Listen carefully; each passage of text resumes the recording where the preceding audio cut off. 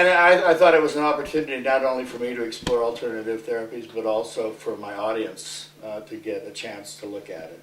And so I remember my first sight of Lusijah was walking in the door at the station for the show, and my first hit was that she was kind of like this hippie Earth Mother sort of thing with long hair and lots of scarves back then, lots of pastel colors,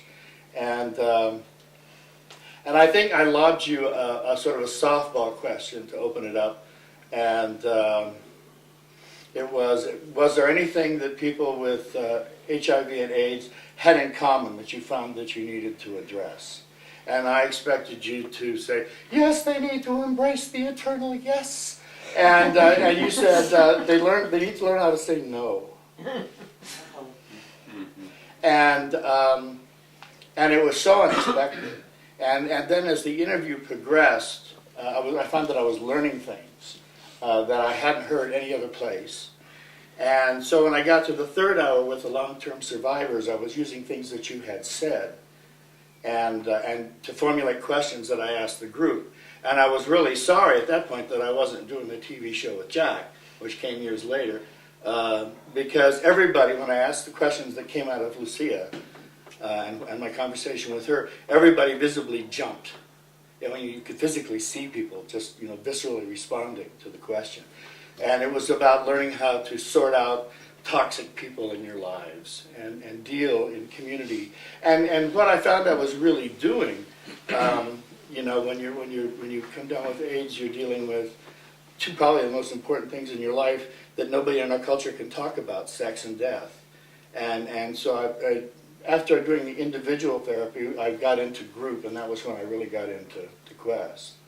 And there it was about really learning how to function in community with those things that we don't know how to talk about. Nobody knows how to talk about, and nobody knows how to deal with.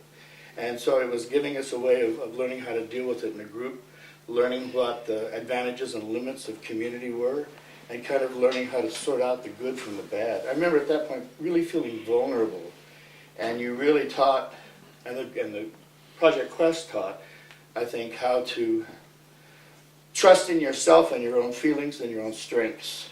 So that just a couple of years ago, my doctor at Kaiser said to me, you and I have had an awful lot of disagreements, but I just think I need to say to you, you're making all the right decisions.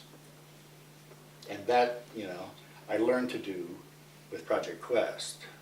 So, and the one thing that needs to be said was, didn't it begin with you and Lucas having the same dream the same night? Because I remember Lucas had an appointment after mine.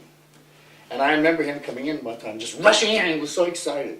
And I was hoping maybe that was it, but I remember hearing that you both had dreamed that, so. We did. Yeah.